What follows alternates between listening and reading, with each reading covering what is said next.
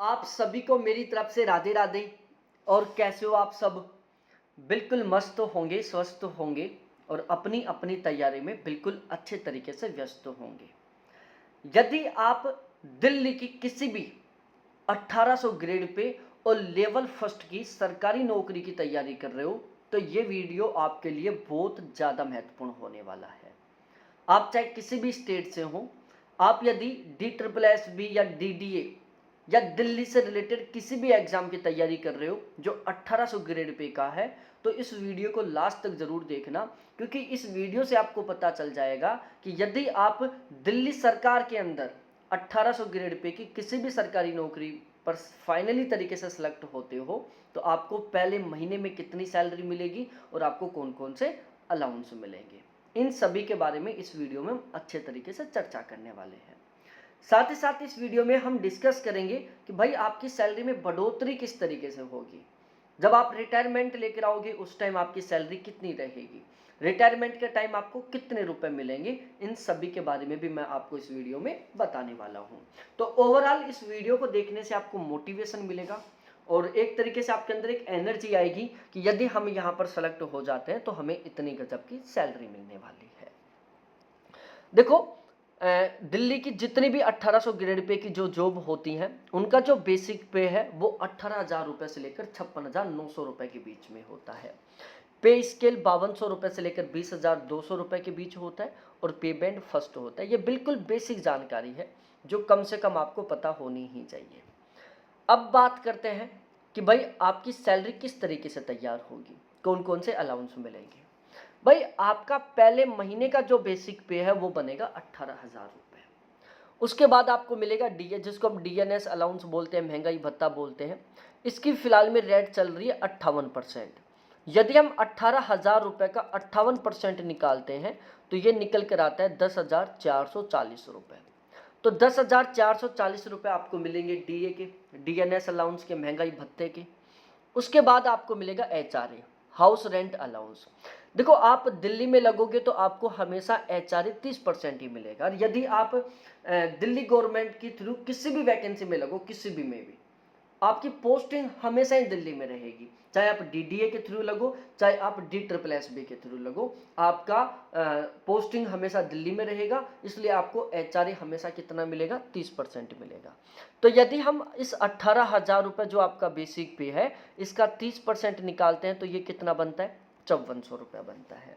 इसके अलावा आपको ट्रांसपोर्टेशन अलाउंस भी सबसे ज़्यादा मिलेगा, क्योंकि जो ट्रांसपोर्टेशन अलाउंस है वो डिपेंड करता है HRA के ऊपर। यदि आपको HRA 30% के अकॉर्डिंग मिलता है तो आपको ट्रांसपोर्टेशन अलाउंस ज़्यादा मिलेगा। HRA यदि आपको 10% के अकॉर्डिंग मिल रहा है तो ट्रांसपोर्टेशन अलाउंस कम मिलेगा। तो यहाँ पर आपका जो ट्रांसपोर्टेशन अलाउंस है वो बनेगा 5,580 रुपये।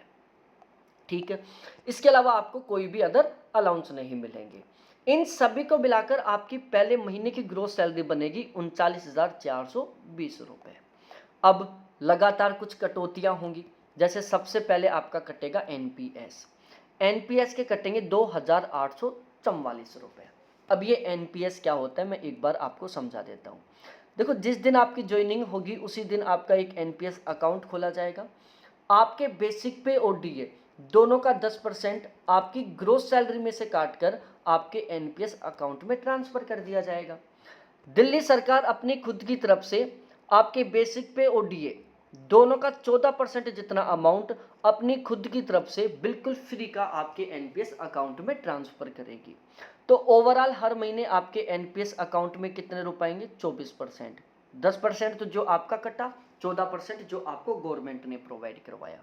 अब ये जो 24% अमाउंट आपके एनपीएस अकाउंट में, इस पर आपको लगभग 8 से 9% के बीच में क्या मिलेगा, ब्याज मिलेगा। और जब आप रिटायरमेंट लेकर आओगे तब आपको विद इंटरेस्ट के साथ सारा का सारा अमाउंट एक साथ मिल जाएगा।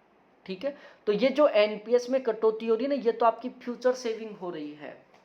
आपके अकाउंट में हर महीने जितनी सैलरी ट्रांसफर हो रही है, यदि आप उसको पूरी को भी खर्च कर लेते हो ना तो आपको सेविंग की बिल्कुल भी चिंता नहीं करनी, क्योंकि ये जो एनपीएस के रूप में ये आपकी सेविंग हो रही है जो आपको रिटायरमेंट के टाइम मिलने वाली है। CGHS के 450 रुपये महीने के कटेंगे। इससे आपके फैमिली के टोटल 6 कैंडिडेटों का सरकार के द्वारा फ्री इलाज किया जाएगा। आप, आपके हस्बैंड या आपकी वाइफ, आपके 2 बच्चे और आपके मम्मी पापा। यदि इन 6 कैंडिडेटों को किसी भी तरीके से बीमारी हो जाती है तो आप दिल्ली के किसी प्राइवेट हॉस्पिटल में इलाज कराओ, बिल्कुल फ्री होगा। ठीक है। इसके अलावा CGE-GIS के 120 रुपये कटेंगे। हाँ, यहाँ पर ध्यान रखना, ऐसा नहीं कि आप मैदांता हॉस्पिटल में चले गए, नहीं, आप केवल उन हॉस्पिटलों में जा सकते हो जो CGHS अलाउ करते हैं, क्योंकि आपका एक CGHS कार्ड बनेगा जिसको DSH भी बोलते हैं, और उस कार्ड को जो हॉस्पिटल अप्लाई करते हैं, कुछ बड़े हॉस्पिटल है वो तो नहीं करते, जो 5 स्टार टाइप के हॉस्पिटल है जैसे मैदांता हो गया और भी कई दिल्ली के हॉस्पिटल है, लेकिन बाकी के जितने भी प्राइवेट हॉस्पिटल वो सारे CGHS को अलाउ करते हैं, तो उससे आपका फ्री इलाज हो जाएगा।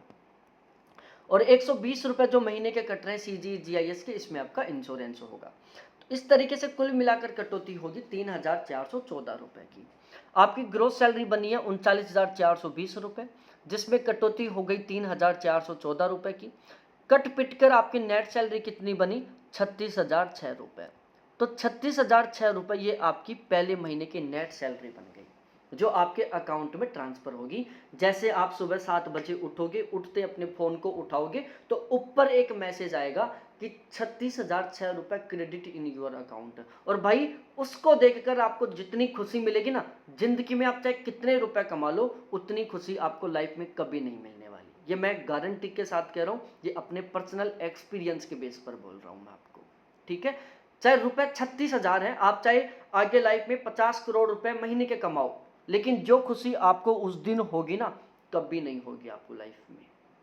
ठीक है, तो भाई कट पिट कर कितने ट्रांसफर हुए? 36,006 रुपये। अब आपकी सैलरी 3 तरीके से बढ़ेगी। पहला, आपके ये जितने भी अलाउंस वगैरह इनमें बढ़ोतरी होगी। बेसिक पे हर साल 3% बढ़ेगा, एक साल 18,000, दूसरे साल इसमें 3% बढ़ोतरी, फिर 3%, फिर 3%। इसके अलावा DA साल में 2 बार बढ़ेगा, एक बार जनवरी में, दूसरी बार जुलाई में। एक साल में लगभग ये 5 से 8% के बीच बढ़ेगा। तीसरा HRA 2 से 3 साल में एक बार बढ़ेगा।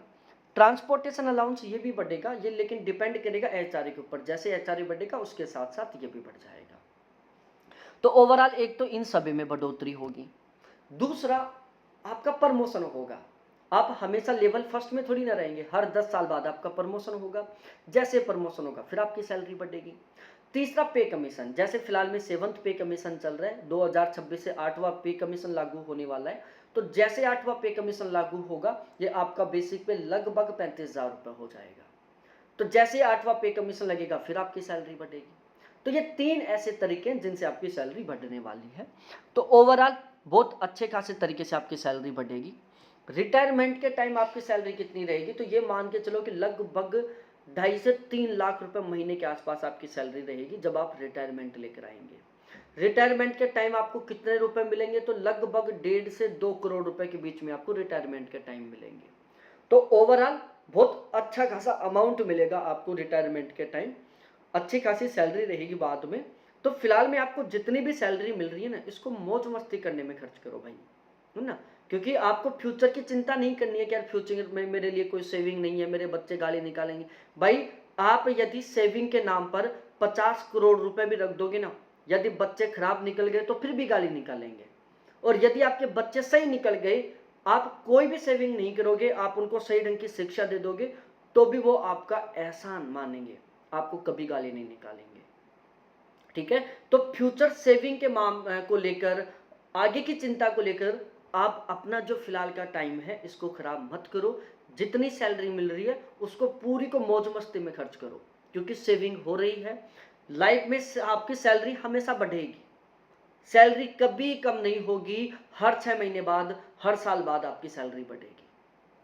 तो मेरा तो पर्सनली ये है, जो मिल रहा है उसको मस्त तरीके से मौज मस्ती में खर्च करो। आपकी सेविंग NPS में हो रही है, धीरे धीरे सैलरी बढ़ती जाएगी। ठीक है, वीडियो अच्छा लगा हो तो प्लीज़ वीडियो को लाइक करो, दोस्तों के साथ शेयर करो, चैनल को ज़रूर सब्सक्राइब करो। और आप यदि इसी तरीके से और भी बहुत सारे वीडियो देखना चाहते हो तो चैनल को सब्सक्राइब करो। साथ ही साथ इसी वीडियो के डिस्क्रिप्शन में मैंने कुछ वीडियोज़ के लिंक डाल रखे हैं, एक बार आप उनको ज़रूर देखना। बहुत बहुत धन्यवाद आपको देखने के लिए। थैंक्स बाय मेरे प्यारे साथियों। फिर मिलते हैं हम इसी तरीके से एक दूसरे बहुत ही बेहतरीन से, बहुत ही शानदार से वीडियो के साथ।